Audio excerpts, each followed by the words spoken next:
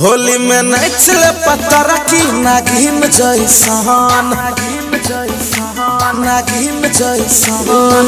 लेके अबीर करई रंगदारी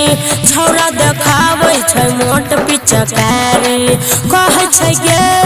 रंग देबो हम उजरा कलर से अगारी पिछारी गे तू त मुसकी मारै छी तकी गे तू त मुसकी मारै छी जकलीन जैसन अच्छा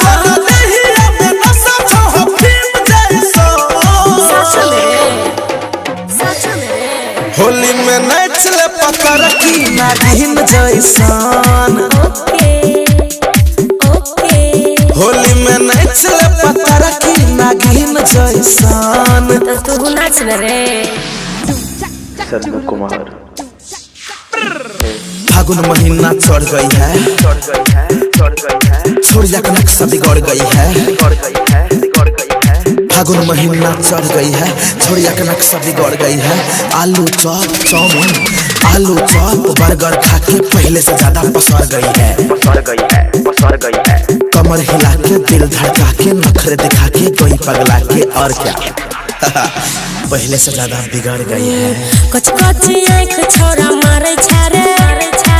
देहिया पर रंगा वाला सारे छारे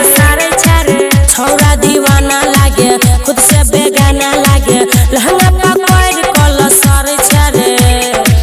होली में बलजोरी करे छ तोहर लच्चा तो कमरिया आगे बोल तोहर लच्चा तो कमरिया क्वीन जैसा और गलिया के टेस्ट नमकीन जैसा होली में नचले पत्थर की नागिन जैसन ओके होली में नचले पत्थर की नागिन जैसन तो तू कथी करबी रे singing by mega star Sannu Kumar mix by Abhishek DJ गुड मधुबनी सन्नू कुमार एडवांस बोले नवल धीरू हमर चोली खोले पी के शराब होले नियत खराब भेले चहले सोनो के नशा होले और पिए के तो बाकी छी रे के तू त लव यू कहै छी चुप झूठा केकरा रे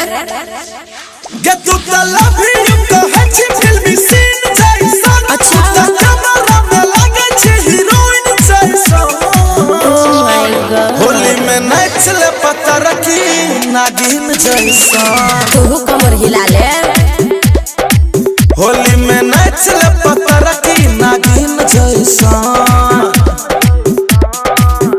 तले या तू नाग जैसा नाच